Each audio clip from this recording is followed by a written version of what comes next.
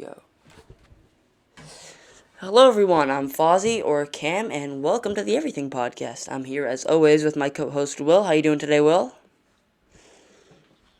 I'm doing fantastic, and as you can see here, we have a special guest back on, Mike. How you doing, Mike?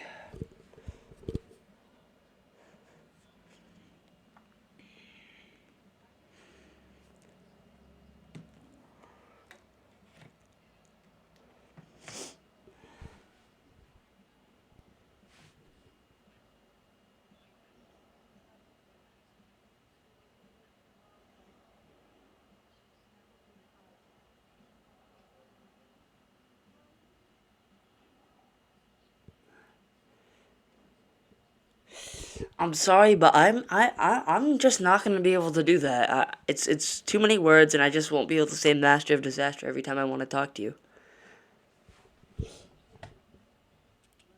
I'm sorry, but that's just the way it is on the Everything Podcast. Okay, yeah, mod works. Yeah, that's fine. All right, but we have a lot to talk about today. We've missed quite a few weeks, but we're back on the grind.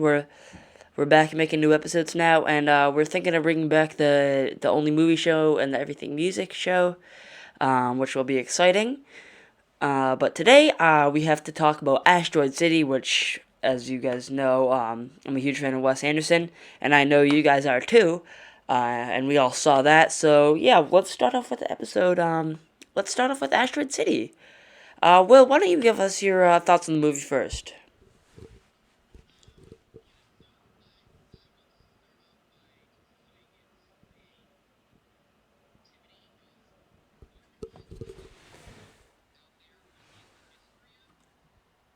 Who are more creative than Wes Anderson as a director. So his creativity with this movie, I mean, not that he isn't not that he isn't creative with all of his films, but this one in particular, I want to applaud him for his creativity. I also want to applaud the performances, which I thought were fantastic. In particular, Jason Schwartzman, Scarlett Johansson, and Tom Hanks as the lead three, I thought were just fantastic. But ultimately, the reason I didn't enjoy this to the extent of other Wes Anderson movies is I just found it confusing at times, and there were way Totally. too many moments where I was like, okay, what's going on here? I need to try and figure this out. And after I left the theater, I like Mike, I had to ask you a lot of clarifying questions because I assumed you would understand it more than me. But I applauded its creativity and its performances. But the reason I can't love the movie is because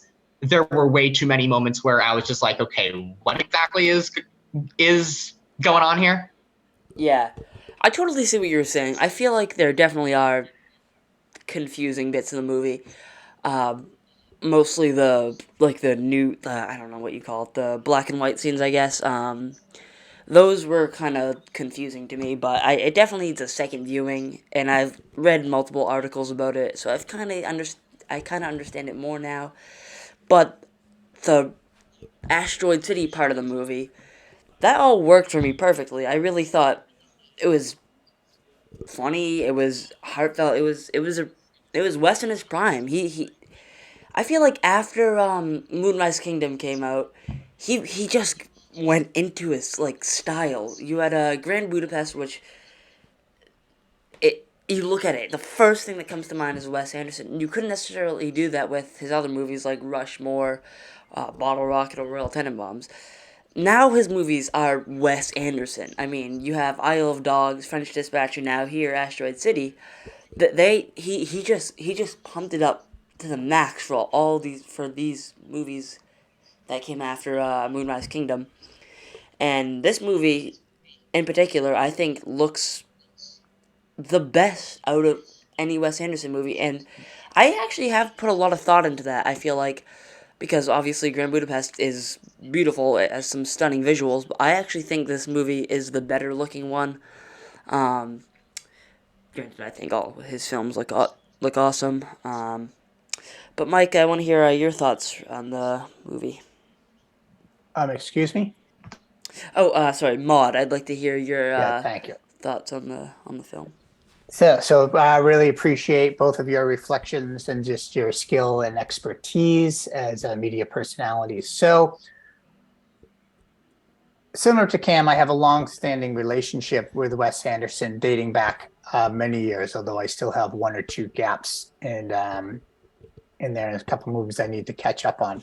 I do agree, Cam, what you said with kind of the pivot that happened with the last four films of Anderson's, and they're like these miniaturettes where this entire Yeah. world is visually created. I think he started tipping into that with Moonrise Kingdom, but it got much larger and more detailed, and it's almost got its full realization, I think, for me within Asteroid City. I'm also wondering if after Asteroid City, if he pivots, how much further could he go? Yeah. The thing was so visually stunning between different worlds, the black and white behind the scenes world, the in color visual presentation that you were seeing. I do not believe this is a one viewing film. Totally, yeah. That's kind of been my takeaway since yesterday, and reflecting upon it, I'm like, there's so much happening and so much focus is needed just to track what's happening and the characters the first time going around, that I see the first viewing, for those who are in for such a thing, is you're orientating yourself, you're getting used to this world. It's almost like going to a foreign country and you're learning to speak the language. Now I feel I'm a little more fluent in the language. I'm ready to dive back in. I consider this maybe, I'm not sure, but I saw an article in The Nation magazine today, and it posed the question, is this Wes Anderson's best film? I never would have said that walking out of the theater. I liked Same. it. But the more I reflect upon it, I'm like, it's working on so many different levels. And the performances were strong. Like Will pointed out, I had the same things, Will, as you, within Jason Schwartzman, Scarlett Johansson, and Tom Hanks, but all the actors in here are exceptional in the landscape that Wes Anderson has for them. Yeah. So I believe it's a second viewing film. I got a lot to say about the play within the TV production, within the film, of actors playing actors and then having the role within the plays and how much is going on there. I think it's a deep reflection on the creation of art, on the art of filmmaking, on the nature of ourselves and our identity. I think it's a reflection on grief. There's so much happening here, and I'm just now getting my hands around the project. Let me ask you this quickly, Mike. You're talking about needing a second viewing.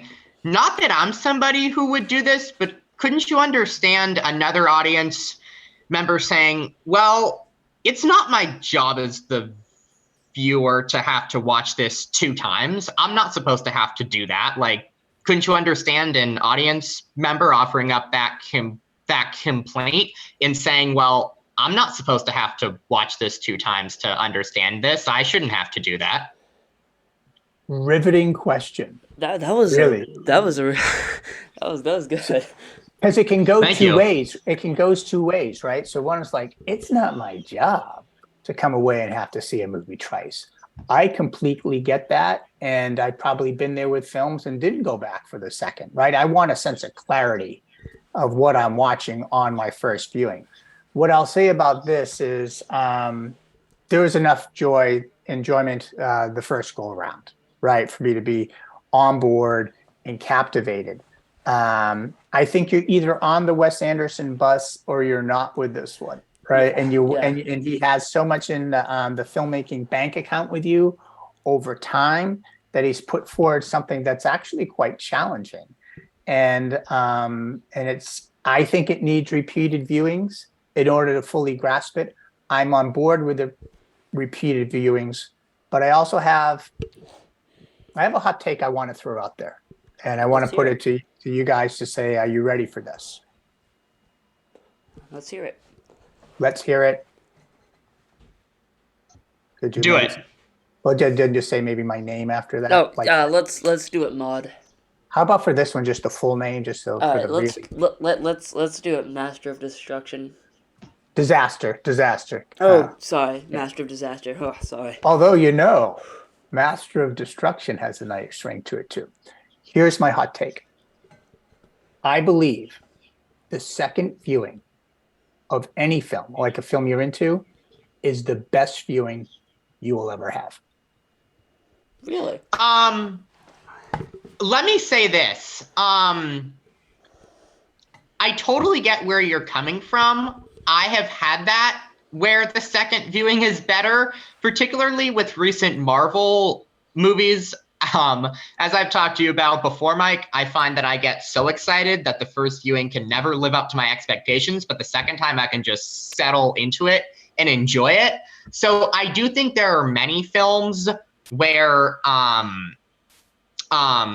the second viewing can be better. But I also think there are certain ones where the first viewing can never be surpassed. And Mike, I've said this to you off air, but I watched James Cameron's legendary movie Titanic a couple weeks ago. I absolutely loved it. It was one of the best movies I've ever seen. And I was really thinking, I was just like, I don't think this first viewing is ever going to be surpassed. Like, I don't think I'm ever going to be into it on this level. I don't think it's ever going to feel this magical again. So I think there are certain films, and I've experienced this myself. Yeah. I think there are certain films where the second viewing can absolutely be better. But I think there are other movies that are also that will never quite recapture the magic of the first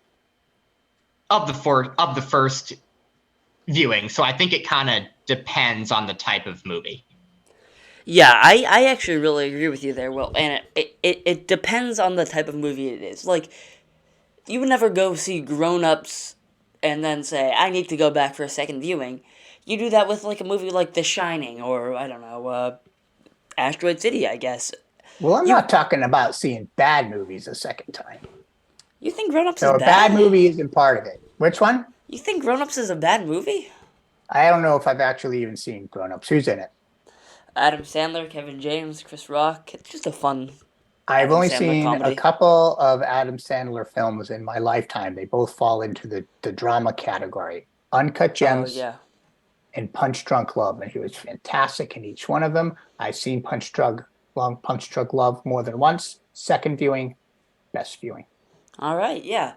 See, yeah, I agree with Will. It depends on what movie it is. But I And the feel thing like, is, with Will, I think the proof in the pudding is going to be the second viewing of Titanic, though. yeah, that's You true. know, and then you'll have to compare and contrast. I understand. I don't think it can work for every single film that the best second one is the best one, but I do believe from a majority of films that you love, because now you're familiar with it. You know the terrain you're on. And then there are some scenes that you just love and you're kind of waiting for them. And when they come, it's just so pleasurable and you soak it all in and you see things that you missed the first time around. Well, I got to be honest. There's some films I probably like as much on the fourth and fifth viewing. And right now, the one I'll put on that level is The Departed. I think I've seen The Departed now at least four, maybe five times. I enjoy it every time as much. I think that's a film that stands up to repeated viewings. But in general, I think the second viewing of a film is often the best one. Yeah, like, I mean, yeah. It, it depends, too, because when I saw, this is kind of a weird example, Thor Love and Thunder for the first time, I I liked it, and then I saw it again, and it just lowered my opinion on the movie. And that's actually the same with Ant-Man and the Wasp: Quantumania. Well, So I it, believe a movie with flaws can absolutely dip as it goes. That's a very good point. That's a very good point. If a film has flaws, you could go back. It could go two ways, right? It could go up or it could go down. yeah. Point I well taken. The thing is, I don't necessarily want that to happen. I don't want my enjoyment of a movie that I saw and that I enjoyed to go down, and that's just a thing that happens. You kind of know it's going to go down, didn't you? But for those the films first two you pointed out, the third, what, Ant-Man, and then Love and Thunder, they were flawed to begin with, That's true, yeah. right? But I So the second viewing, you were kind of rolling the dice there anyway. kind of what with Will said, Marvel movies, I get excited going in, and I just want to like them upon first viewing. So I just think that I try to convince myself that they were good. And then when I watch it again, it's no, there's no convincing myself that Ant-Man and the Wasp: Quantumania is a good movie. I used to have that a lot. Clint Eastwood's one of my favorite actors. And my all-time favorite movie, or I used to say for years, was his movie Unforgiven, Academy Award-winning film, Best Picture, Best Director. But when I saw it, I was like, I kind of had mixed feeling because I had these expectations and these ideas, and it can just be the mood you have when you see something. And over time, I have realized the brilliance of it. I think there's another film that really points out my second viewing. So there's the last film in the Rocky Creed story, Creed 2, in that series. And so once the series was over with Creed 2, when I saw Creed 2 the second time, which is the last film in that series, I I was just blown away. Like the first time I liked it, but when I saw the final film in the Rocky Creed series, Creed 2, I was like, this thing is a masterpiece. Now, would you ever see Creed 3 a second time? I don't know what you're talking about. I don't believe there's been a film. There's no movie made by that name. Yeah, that's kind of what I thought. But now I kind of want to give her a score out of 10 for this Wes Anderson movie. And I feel like this especially is a This hard is movie. tough. It's a hard movie to rate. I mean, there are so many things you have to take into consideration because it's not that funny, but then again, it's not always trying to be hilarious. And when I feel like it really wants to, it is like when Bryan Cranston accidentally broke the fourth wall and he said, "Oh, am I not in this scene?" That made me laugh out loud. That was hilarious. And I I there were other things like, all right, let me go back a little bit. Grand Budapest Hotel made me laugh out loud throughout the entire movie. This movie didn't, but it was just it was mostly like amusing. It was amusing. It was they said on the Big Picture podcast when they talked about this. His movies aren't well. They said his movies in general aren't funny. They are chuckle worthy or whatever. I think this movie is amusing. It didn't get a bunch of laughs out of me like Grand Budapest did, so I have to take that into consideration. But that probably was intentional. Um, then you have to take into consideration how good the movie looks, and then the story. Obviously, is the story good? Which I think it is. It has so many layers. Um, and then the acting, which obviously was all perfect. Mostly, I Well, actually Wes's films usually they're like their characters are quirky and they all kind of speak and like exist in this kind of monotone, right? Where I love how Wes Anderson characters talk. there's not like a range of emotion people have. They all kind It's of all speak just in this kind of flat way. And I think that this movie is really one of the heights of that. I when in the one of the closing statements that was made in the article in the Nation that just recently appears is it says Asteroid City is about stories held within frames, window frames, camera frames, the frames that hold a stage together, the frames of an exercise or scene. It's about the structures that exist outside of us, but also about their limits, and that however much we try to control our stories, they have a life of their own. And I absolutely believe this writer's onto something here and how he's talking yeah. about things. That's why it's so difficult for me right now to give a rating. I will, but I'm going to let Will give his rating first. What's yours, Kim? All right. So my rating for Is this it a movie, grade? Is it stars or is it 1 through 10? I'm gonna do 1 through 10. Um, See, it's tough because if you give it a 7, that feels like it's a bad movie. You know, if you give it an 8, that's in the good territory. Um, but I think this movie is gonna get an 8. I mean, I don't think Wes Anderson has actually made a bad movie, and this isn't a bad movie. So, yeah, I really enjoyed this movie. When I walked out of the theater, I think like you said, and immediately I just thought, that wasn't what I expected. It wasn't, because I went into it. I thought I was gonna laugh. I thought it was gonna. It wasn't that kind of Wes Anderson movie. It Mhm. just wasn't that type of. It was. Its goal was to make you laugh. That wasn't what it was. It had a story. It had multiple stories, and upon thinking about it and processing the movie, it is kind of a masterpiece. I don't think it's Wes's best movie for sure. I don't think it's his worst movie. It's. I think it's. And it's in his. It's in the higher tier of Wes movies. I think. So this will get an 8 out of 10 for me. I thought it was a really enjoyable movie. And I'm definitely gonna have to watch it again just to get the full understanding. And I'm gonna have to keep reading articles to get that full understanding. Will, let's hear your score. I'm gonna go 7.5. I That's applaud the respectable. creativity. I applaud the acting. I applaud the set design. Story is pretty good, but it was the confusing elements to me where I can't put it anywhere above that. So, I get Mike, how that. Yeah. about you? I appreciate both your perspectives on this one. I am going to give Asteroid City, written and directed by Wes Anderson, story by Wes Anderson and Roman Coppola, the son of Francis Ford Coppola, the director of The Godfathers and Apocalypse Now, brother of Sofia Coppola, director of several films featuring Bill Murray. Bill Murray, by the way, would have been in Asteroid City, but he came COVID. down with Yeah. COVID. And I think he would have had the Steve Carell part. Steve Carell wasn't that good in this movie. That's kind of my hot take for for Asteroid City.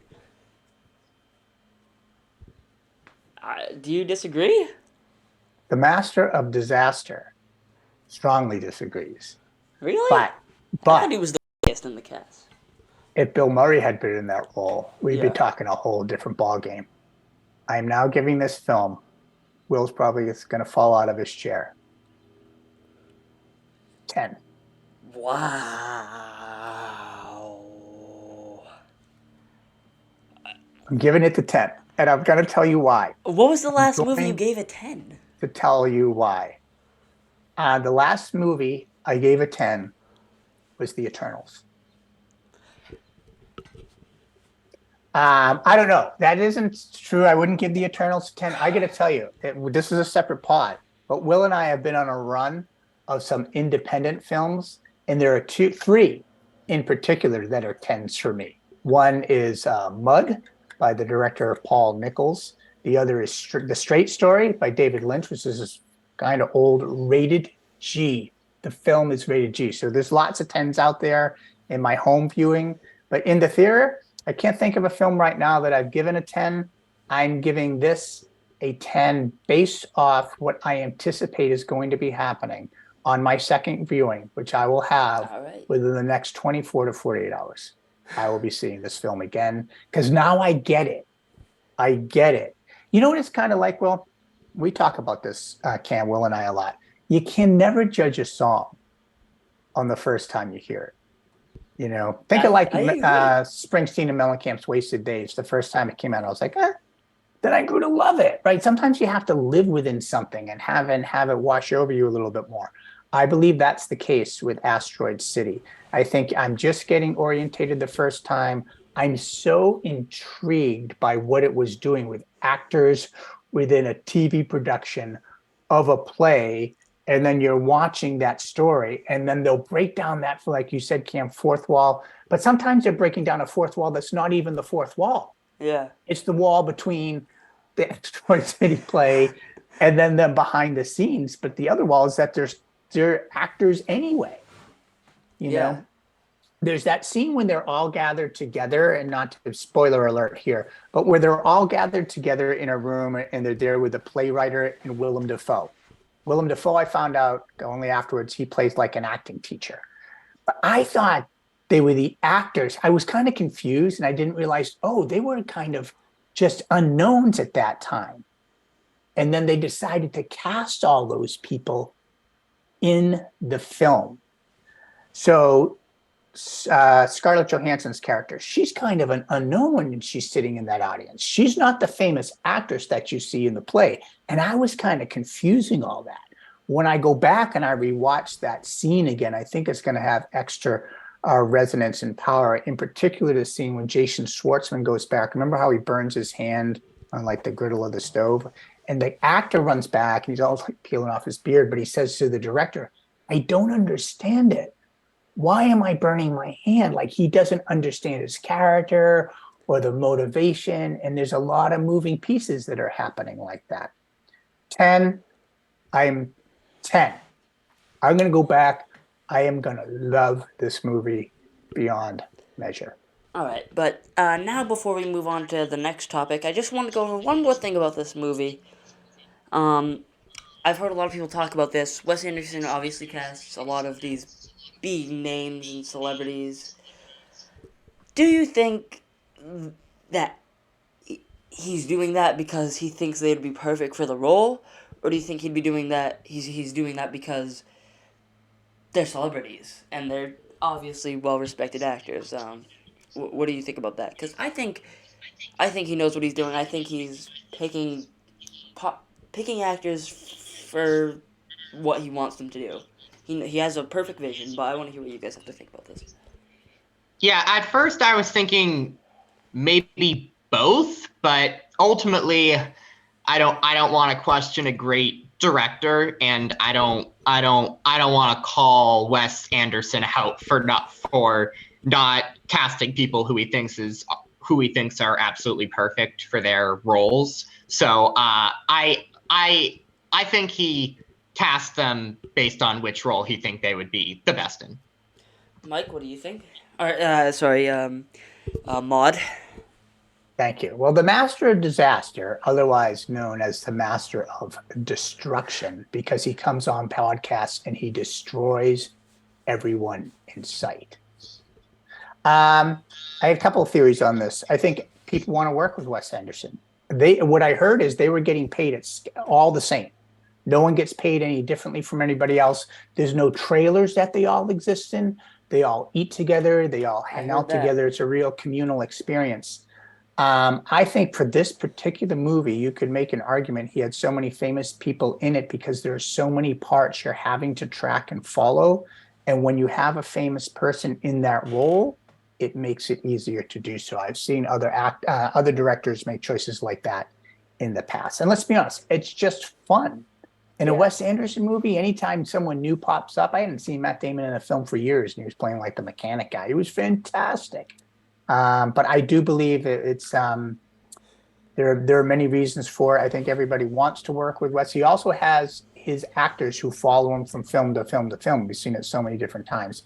But I actually think in this plot and this story with so many different characters, it helped you track what was going on by having famous people in the roles. All right, so actually I forgot about this, but I actually have two more things. One thing is just quick. I just want to see another Wes Anderson movie with Owen Wilson as a lead, Luke Wilson as a lead, and Bill Murray as a leading character. That's what I'm hoping for, and I guess Jason Schwartzman. I loved having Jason Schwartzman back in the lead. I agree with you about the Wilson brothers. They haven't been around for a while. Yeah, I mean they were. Owen was in French Dispatch, but he wasn't the main draw to that. He had a short segment, but it was hilarious, but not a lot. And Bill Murray also wasn't in French Dispatch a whole lot either. I guess another Life Aquatic with Steve Zissou type thing, because Owen Wilson had a big part in that. I'm not sure if Luke was in it, and Bill Murray obviously was the lead. I'd like another movie like that, but that's just kind of what I'm hoping for. I loved Bill in the French Dispatch. Yeah. And the first story in the French Dispatch is the best one. The Owen Wilson one? Because technically that's the... No, the one with the painter. Yeah, I think that's the best part as well. What's hard is it's near the front part of the movie, and the other ones don't live up to it. That was my only thing with that film. I'm like, oh, it's hard. You can't match the pathos and the drama of that first story. It was so big. Yeah, but the actual final thing I wanted to touch on here is Wes's short film that will be releasing on Netflix this year. The Adventures of Henry Sugar, I believe it's called. Now, my excitement for this film is it's exciting. Um, Coming on Netflix, did you say? yeah, and I was listening to the Big Picture today, and that's what told me it was going on Netflix, and apparently, I forget exactly what it was, but you guys can look it up. Wes said something about Netflix. He said, the short film is perfect to go on Netflix because it's not an actual movie. That was kind of a slight diss at Netflix for not always making the best films. I thought that was funny, but I am excited for this movie. I'm not sure who's going to be in it. And he also has another feature-length film coming out next year with Michael Cera. Speaking of Netflix, Leave No Trace. Phenomenal independent film on Netflix. That was part of the series of great independent films that Will and I have seen lately. All right, I'll check it out. By the director of Winter's Bone, Academy Award winning film. Cool. But yeah, what are you guys' thoughts on the upcoming Wes Anderson movies? In terms of the Netflix short film he's doing, I guess I'm intrigued in Cam, tell me if you've done any research and if you've figured out the answer to this question, but what I would ask Wes Anderson is what made you want to do a short film? Because this Yeah. is not something he's done before, at least not to my knowledge. So I'm just intrigued, and my question to him would be, you've made all these movies. What was it that made you want to make this one a shorter film? That would be my question for him, and I would be extremely intrigued to hear his answer. Yeah. He probably just wants to experiment in new mediums, because he's an artist after all. I mean, probably just wants to test things out. That's what he did with Fantastic Mr. Fox and I Love Dogs. They're both stop motion movies. He changed things up. So that's probably what he's going for there, but I would definitely like to hear what he has to say. Mike, what are your thoughts? Oh, I'm sorry. Are you talking to me? Sorry, Mod. Thank you. Well, the master of disaster who destroys everything in his past when he appears on a podcast. This is the first time I'm hearing about it. I didn't know it was coming. Do you know who's going to be in it? The short film, I looked at the IMDb cast list, but I forget now. I wonder if Bill's going to be in it. I'm hoping. I'll send you guys a screenshot after we finish recording, but Excited about anything Wes Anderson looks up. I was just looking at his filmography and I'm like, oh, I really haven't missed much. So I'm be pretty pumped when that comes out. yep. And now I'd like to move on to our next topic, which is Spider-Man Across the Spider-Verse.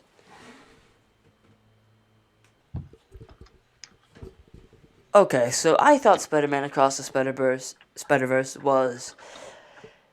I thought it was a 10 out of 10 movie, actually. I mean, the only reason why this could be bumped down to a 9 is because it's not a complete story, which I don't care. It was still so good.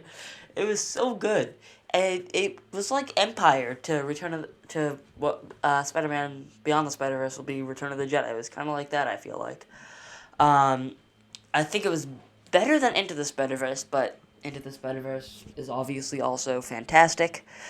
But this movie, I would have been fine if this movie was 4 hours long. I don't even care, because that was my concern going into it. I thought it was gonna be too long, but it wasn't. It was so enjoyable.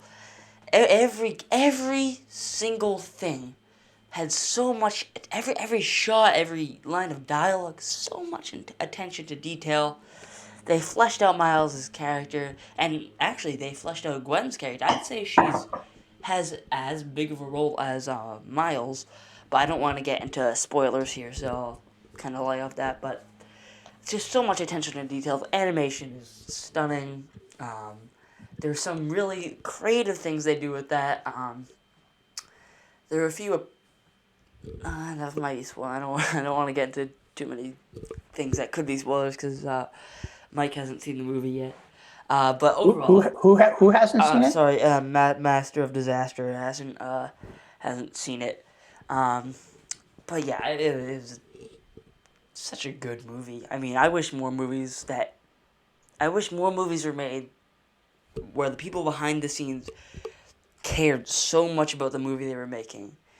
I feel like that's the thing with Wes Anderson movies. Everyone working on it cares, and that's not always the case with movies like, oh, I don't know, Thor: Love and Thunder and Ant-Man and the Wasp: Quantumania. Two movies that I have been picking on quite a bit today. I don't know why, but that's just how I'm feeling today. Will, you saw Across the Spider-Verse. What were your thoughts? Loved it. I don't have much to add to what you said, but I just thought it was stunning on every level. I thought it took Into the Spider-Verse and just took it to a whole nother level in this one. Not that I don't enjoy Into the Spider-Verse, but I agree with you that this one was even better. It was just epic. I walked out of the movie and I was just like, don't nitpick this thing, because Yeah. what else could you have I couldn't possibly even find asked any for? nitpicks. There was Yeah, nothing I could nitpick this movie. exactly. On. Like what do I want out of a superhero movie? My answer is that. So Yeah. that's like a 9.5 to 10 out of 10 for me. I mean, it made me laugh. All the action sequences were so beautiful. The score, the soundtrack was beautiful. The only score that rivaled Across the Spider-Verse for movies that I saw this year was Asteroid City. Um, I think the Guardians 3 soundtrack is really good. I agree for a soundtrack, but for a score, I'm talking. Oh, right. Yeah, totally. I think Asteroid City was the only thing that could compare to Across the Spider-Verse. Mike, I am positive when you watch this film, you will love this movie. I think. Well, I've seen from some of the pieces that I've watched online is that scene with Enrique and Raquel where they're together in that quiet moment. I loved that scene. With Spider-Man was like with like those two people in the laundromat. Oh yeah. And they're Yeah. folding their laundry. I don't remember this scene. I'm just trying to help out the conversation. All right. Obviously, the Master of Destruction hasn't seen the film yet, but I will say this. I'm very rarely intrigued. This is a disclaimer. I'm very rarely intrigued by animated films. And the word on, because I haven't seen the first one yet, but the word on the street was so high on it. I just thought, well, there's no way they can top that. But the Yeah. reviews and anyone I'm talking to who has seen the new one, Into the Spider-Verse, has been off the charts. And it seems like when you have to see it on the big screen. Yeah, Got to see it on the big screen. I thought that was one of the best theater experiences I've had in recent memory. You know what movie I I didn't have agree. you know what movie I didn't have a great theater experience with, but I'm not going to go into detail. Indiana Jones and the Dial of Destiny. I was so angry through it, that movie, but that's just for another time. Um, yeah, I love this movie, and now I'd just like to move on to NBA free agency. Will, I know you have a lot to say. Let's hear it. All right. I'll leave it to the two of you to comment on the Celtics, and I'm sure we'll get into other stuff beyond just our teams as well. But I have to comment on my team, the Golden State Warriors. Jordan Poole and others for Chris Paul, and they added a veteran point guard, Corey Joseph, is I believe what his name is. My reaction, it's a risk. Specifically, speaking on Chris Paul, it's a risk with his kind of injury history as of late. But ultimately, I think this is a good for the present, not good for the future move for the Warriors. I think Chris Paul will play such smarter basketball than Jordan Poole played last season for the Golden State Warriors. He was a flat-out liability on the court, I thought. Now, I want to give him grace because of what happened with Draymond Green in training camp, and and if that's something that I really I don't feel like we think about players on a human level enough sometimes, and just on a human level, if I had that happen to me, it would be very hard for me to quickly recover from that. So I want to give him grace from that standpoint. But I think Chris Paul will play just such smarter basketball than Jordan Poole played next season. And I just think next season for the Warriors, there are going to be so many things that are just so much more clear than last season. I think Jordan Poole is gone, so any tension that might have existed in the locker room between Draymond Green and Jordan Poole will be gone now. And I think that now, instead of this 2 timeline, we're trying to win now while also developing for the future thing. I think that's out of the window now. I think it's just super obvious that this is a team that's trying to win now. And I just think that Chris Paul is going to be asked to do so much less than he did with Phoenix. He's going to be able to come off the bench, be a sixth man. He won't even be asked to be a starter.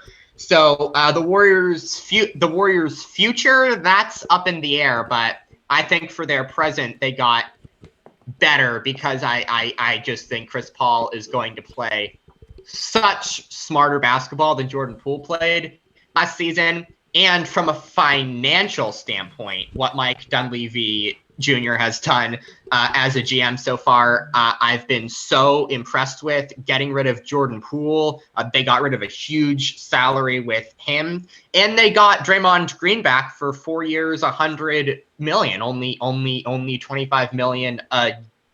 Only 25 million a year. So the future's up in the air, but for the present, I think they got somebody who is an upgrade over Jordan Poole, and I think that they have won in the financial game so far this offseason as well. So I think it's been a good for the present, but not so good for the future offseason for my team.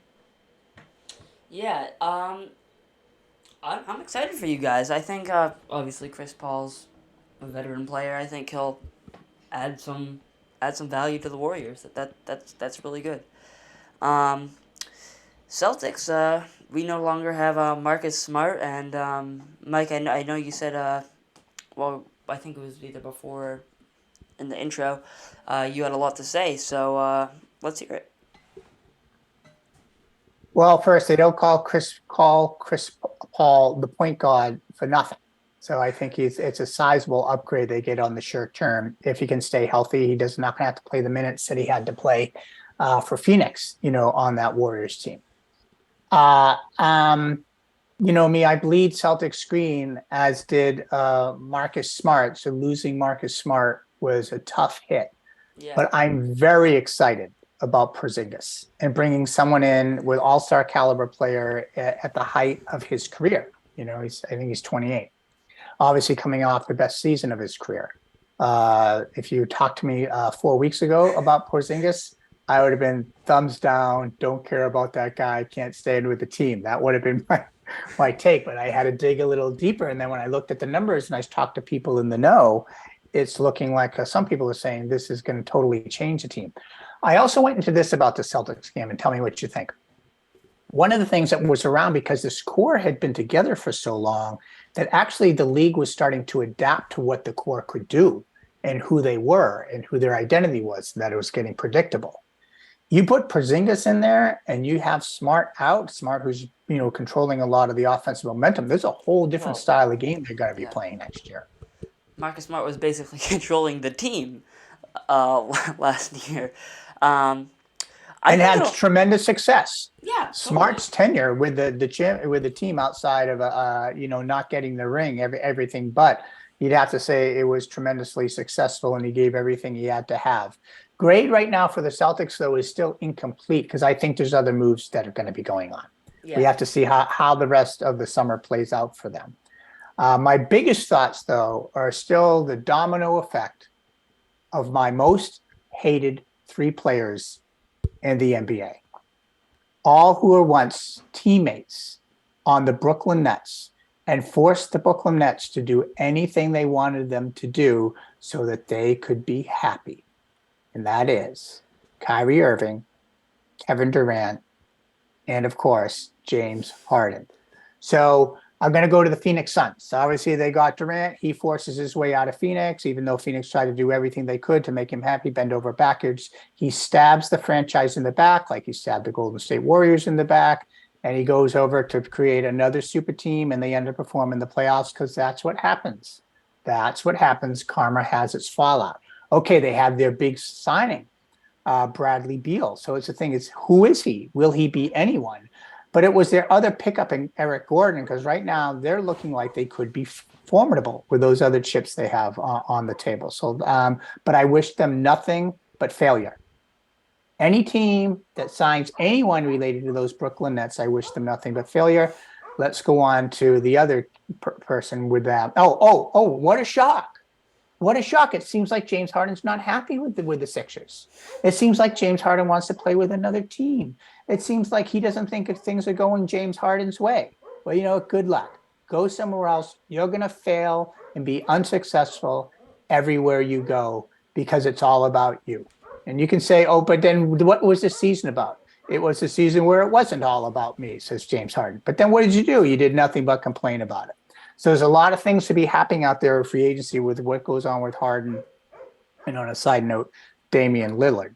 Damian Yeah, Lillard asking for the trade. I'm I have intrigued by this. no problem with that. He gave everything to that. People say the Celtics have been in some quiet conversations. They're probably not realistic, but they're in there. The third person involved in those Brooklyn Nets teams with Kyrie Irving. You know who wanted Kyrie for big money? Nobody. I heard he had 2 offers at 2 years. So Dallas signs him for 3 years. You could say that's a good move. Who knows? No team's winning with Kyrie Irving, but I do think they made a good pickup in Seth Curry coming back to the Dallas Mavericks for their third go around. So lots happening out there in the NBA. It looks like that Milwaukee is going to be formidable again. They were able to re-sign their big players. They got a new coach, so they'll be rejuvenated. We'll see where they go with that. But yeah, just a lot going down. Right now, I would like to throw out a question. Can I do that, Mr. Fozzie? Of course. Where will Damian Lillard land? And let me say that the Portland Trailblazers said they're going to take their time with this. I don't think they want to come out of this looking like last year's Minnesota Timberwolves. I mean, I'd like to say the Celtics, but realistically, yeah, probably not gonna happen. Even if he did come to the Celtics, what would his role be? I feel like, I mean,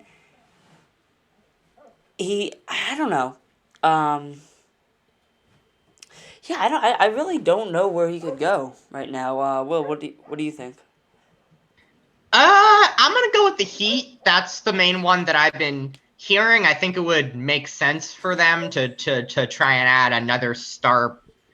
Well, probably fair to say superstar player on their team alongside Jimmy Butler. That could up their chances of going to the final. So I'm gonna go with the Heat just because that's the main one that I've been hearing. But maybe Philly could look into this too and say, well, James Harden wants to leave. We need a second guy for Embiid. So I'm going to go with the Heat, but I wouldn't be surprised if Philly comes in too. And I'm sure there are many other teams that aren't coming to my mind right now, but that could be realistic landing places for him too.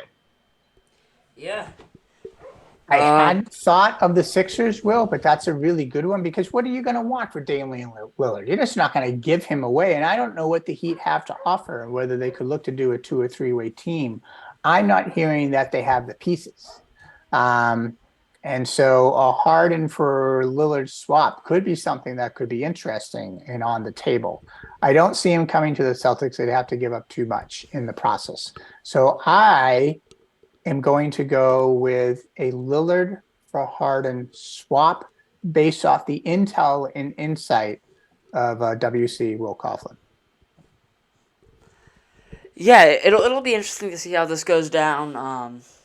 I'm excited to see how this all pans out.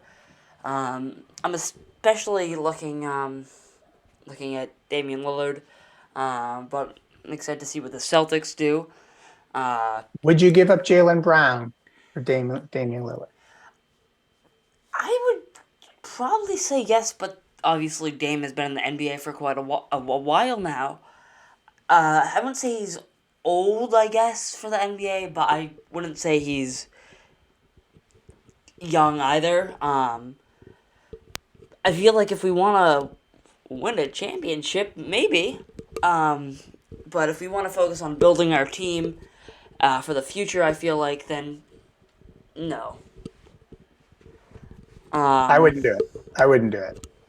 but Damian Lillard's nasty. He's so good. And I do get it, but there's something about like if you want to be, you also have to think as a franchise too about how you build towards the future. And I think other players around the league would look at them not signing Jaylen Brown to the supermax that he so rightly deserves, and other players might hesitate in free agency to go to Boston because that was a problem that they had for a long time. So I think they have to protect their status that way going forward. I also think it could disrupt the chemistry within the locker room with Brown going. Brown, it has been he stays on the court, and I mean, I don't think he's going to improve beyond what he has now, but what he's just going to pick up the handle a little bit. That's the only big idea. Pick up the handle a little bit. Yeah. Um. Anything? Anyone else have anything before we go into our final topic today? I want to circle back to the Indiana Jones film. Oh, okay. You seem disgusted. Uh, yeah. I mean, I'm planning on making a only movie show episode about it. They just did some things that Steven Spielberg never. I mean, I get he was a producer on it, but there were decisions made that should never have happened. I mean, there were things in this movie possibly more ridiculous than having aliens, like they did in the fourth movie. It was an overall. Hold everything.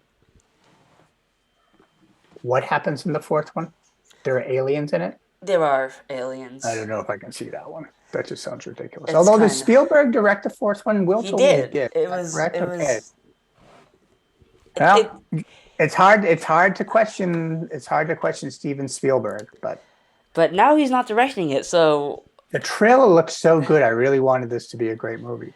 there was a lot of towards the beginning of the movie. There's a lot of flashbacks where they use the aging on Harrison Ford. It looks fine, but he still sounds like an 82-year-old man, and everything's at night, so you can't really see his face, so it doesn't really matter either. I mean, that might have been the best part of the movie for me. He's just too old for this. There weren't any, like, action scenes. Indiana Jones is usually running or jogging towards something or away from something. Well, I don't want you to give too much away if you're going to do it on the only movies Yeah, episode. no, I don't want to give too much away, but overall disappointment. But our final topic today is the new Marvel show Secret Invasion. I've only seen the first episode. So I just want to give our general thoughts on the Mike. Matt, Master of Disaster. Have you watched any of the show? I have seen the debut episode. I watched it along with Marvel expert Will Coughlin. Yeah, so I thought it was fine. I thought it was enjoyable. I love Nick Fury. I think he's a really good character. The ending was kind of crazy, actually. I thought it was enjoyable enough. I just feel like it doesn't need to exist. I feel like, I mean, I get it, they need to expand on the scrolls, but I'm just so tired of Marvel TV shows. They're never good. Loki was good. WandaVision was good. That's it. Nothing else is that good. Hawkeye was enjoyable. I thought Hawkeye was Yeah. fantastic. I don't think it was as good as Loki or WandaVision. I like it better than Loki. I'd go WandaVision 1, Hawkeye 2, Loki 3. Everything aside What from If was good. What If was enjoyable, but I can't put that in the same thing because it's not our Marvel universe. It's not expanding on our universe. What it's doing is basically just expanding our knowledge and just kind of informing us of the multiverse and what is out there, what could happen in the future. So I can't really put that in the same category as all these other Marvel shows, which have mostly been just disappointing or just horrible. This is just meh. It's on Falcon and Winter Soldier level from a Secret Invasion so far, but I'm looking forward to seeing future episodes and see if my opinion changes. Will, what are your thoughts?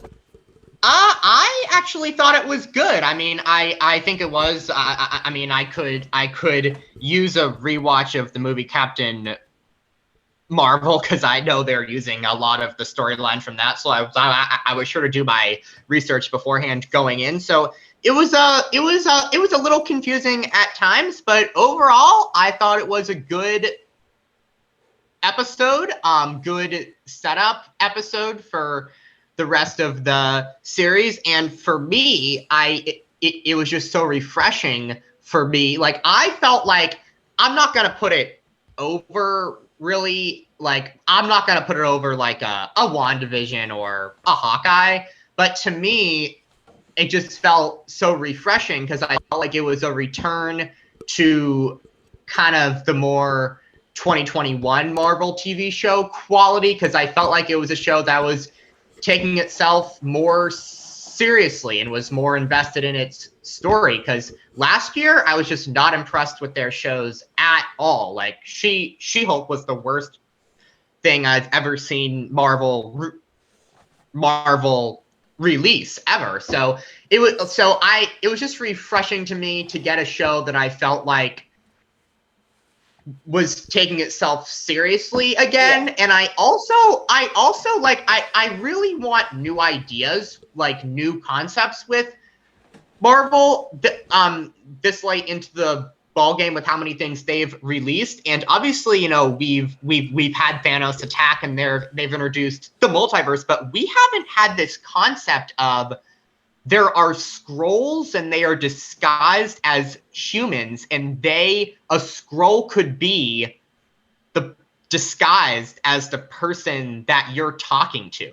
As we saw So with Hill, like Agent Hill. what I like about this, yeah, exactly. Like what I like about this show is that it's introducing a threat that we haven't seen before, and that is, I would say, as scary as some previous ones in the sense that you don't know who these people are. So I liked the first episode and I like the concept of the show because I feel like it's a threat that's new and hasn't been explored before. Yeah, definitely interesting concept. Just kind of wish Marvel after this maybe. I mean, obviously it's not gonna happen. There's some shows I'm excited to see in the future. It's just maybe make it a movie. I don't know. The shows kind of annoy me now. But Mike, what were your thoughts? Um, I have to admit, I was tired when I was watching the episode, so that did impact my enjoyment. I do think they have some interesting things going on. I do think the ending actually kind of is like, whoa, it kind of went into a different category. So I'm more intrigued. I'm reserving judgment until I've seen episodes 2 and 3. I'm a huge Samuel L. Jackson fan. I mean, As who a isn't? matter of He's such a fact, good actor. Will and I were just watching the amazing James Corden, who's, he's finished his rap on his show, but some of the amazing bits that he does are unparalleled. Actually, James Corden, now that I've come back to him, because he wasn't always one of my favorite, I'm realizing, oh, he's as talented, if not more so in different categories than any late night show host who's out there. But he was doing a bit with Samuel L. Jackson where they're going through all of Samuel L. Jackson's films. And I'm like, holy cow, look at all these great Samuel L. Jackson movies that I love. So, and I'm a Nick Fury fan. So I got hopes for where this is headed. Two things. One, I'm actually planning on watching a Samuel L. Jackson movie tonight. Deep Blue Sea. It's kind of a summer film I'd like to. I haven't seen it. Yeah, I don't so. know that one, but you let us know what you think. I don't think it's gonna be that good, but I mean, I'm excited. He's a great actor. And I'm also, yeah, James Corden. I don't think he's a great person. I've heard stories of him. I don't think he's a great guy. I heard the story was at a restaurant, a waiter slightly messed up his order, and he lost his not his order, his wife's order, and he lost his mind. He threw a temper tantrum, and often in the writer's room he threw a temper tantrum, and there was this weird thing with Patrick Stewart. I didn't understand the story fully, but he seemed to be like disrespecting Sir Patrick Stewart on this bit they were doing together on not his show, is a separate thing. So I'm not big on I mean, I love carpool karaoke, but I'm not huge on James Corden after hearing those stories. I just feel like there are better talk As shows out there. always, I would vet your sources. Lots of things come out on the internet. But my thing would be if James Corden was an ass, he probably wouldn't get the people to return to his show time and time again. You know what I mean? If he was like that behind the scenes all the time. But I don't know. I'm far from a James Corden expert. But yeah, I think that wraps up this episode. How long was this episode? We have reached an hour. We haven't done an hour episode in a while, We so didn't even get into. Did you guys do an episode on Guardians of the Galaxy 3? yeah, we did. We I did, was but looking. I looked in actually, my this is email. I didn't see my invitation to Oh, appear. well, must have Mike, forgot. Mike, right now, please give us your Mike. Right now, please give us your review of Guardians of the Galaxy Volume 3. Outstanding. It might be my favorite, although, as I said to Will, they're all one part of a story arc to me. But I thought it was for the third movie for it to be that strong. I'm hoping that if Creed can make another Creed and like do it like a third Creed, that it could be as good as Guardians of the Galaxy 3. But what if that Creed movie didn't have Rocky Balboa in it?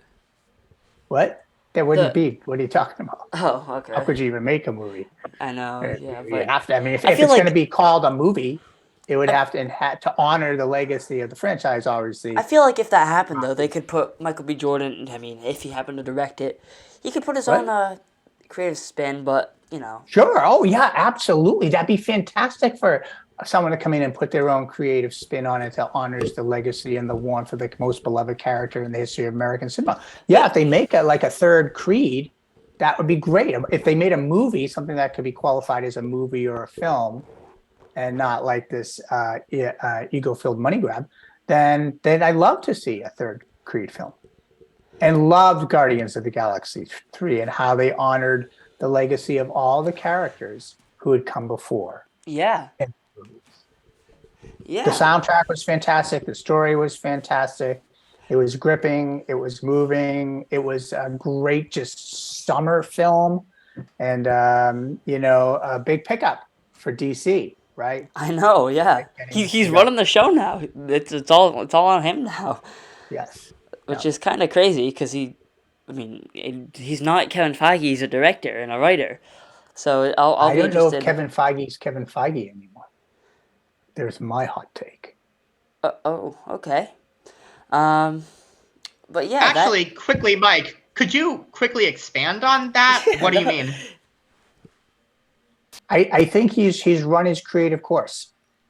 He might have reached the peak of his creative vision of what he had to do, but because they keep having to put out product, the well is empty. The well is empty, and they're having a hard time. Well, tell me that's my what take. you think, but I think there actually is in Secret Invasion. I think there is a new idea and yeah, concept going on. This whole thing of the enemy may be a person that you're talking to who you think is your friend and they're just and they're actually a Skrull in disguise. That is the concept, and that is a threat that has not been introduced before. So I actually think we are getting a new concept in their current show. Oh, could be, but right now the Marvel has to prove it to me. But Will and I were talking about big screen has actually been more successful than people realize. It's the small screen that struggled so poorly last year that I'm having a hard time shaking it. yeah. That definitely affected my view on Marvel, but movies recently have been pretty good. Also, I'll get into it on another episode, but Marvel's. I mean, I like all the elements. I like. Well, for the most part, I like Captain Marvel. I loved Monica Rambeau in in WandaVision. I thought she was a really compelling character there. And I thought Miss Marvel was fantastic in her show. Even though her show wasn't that good, I thought she was really entertaining to watch. Um, why did they choose to make a movie like this? It could have Miss just been a Marvel was TV show. horrible. Which one? The Marvel's trailer. Have you seen the trailer for it? I have not, and I wasn't a fan of the original Captain Marvel movie. Although I like the actress, I've seen him in some other things, Brie Larson. So, and I wasn't a fan of the. I liked the idea behind the Marvel show, but its execution fell flat, and so I don't know what's going to happen with this one. Yeah, and I mean, why do they have to make this silly? It's not going to be a funny movie. I can almost guarantee it's not going to be a funny movie. It'll be like Ant-Man. That's another non-funny that movie was a riot. That was hilarious. I didn't like I didn't like the Ant-Man. It's painful.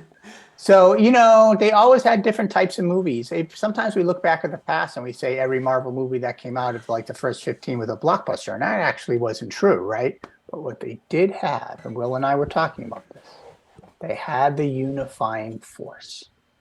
And the unifying force was Robert Downey Jr. And he kind of held it all together across all the films, in my opinion. And then you had great other, people in there, but it was really he was the one, and I think they missed that person now. Yeah, I mean, he obviously technically the main character of the the Infinity Saga. Technically the main character of that. You could make the argument for him or Steve Rogers, but yeah, I mean, definitely. I feel like in the future, I feel like I won't feel that way. But right now, I kind of wish I had some RDJ in a Marvel show or something. But I don't think that we're ever gonna see him in a Marvel project again. They never should have killed off the Scarlet Witch, the Black Widow, too, because I love that character and I love Scarlett Johansson in it. I know, and I mean, Hawkeye show was great, but maybe if he died, and then the Hawkeye show was just about Kate Bishop, and we still had Scarlett Johansson. I love some. I can get some more. Will and I are big Kate Bishop fans. Yeah, and totally. Florence She's an awesome Pugh. character. Yeah, Florence Pugh's a great actress. But yeah, that's all we have on the agenda for this episode of the Everything Podcast. I only have 7 more topics to talk about. Thank you guys so much for tuning in. Master of what is it? Master of Disaster. I'm the Master of Destruction. Oh yes. I destroy everyone on any podcast. You're probably going to be afraid to have me on in the future. Oh wow! Looks like I won't have to invite you to any more podcasts because I'll be too afraid. Are you feeling afraid, Will? Not one bit. Thank you for coming on. Thanks for having me, guys. I really appreciate it. Will, it's been awesome. More episodes soon. We're going to try to bring back more Things for Everything podcast. Thank you guys so much for watching. And yeah, I'll see you next time. Bye-bye.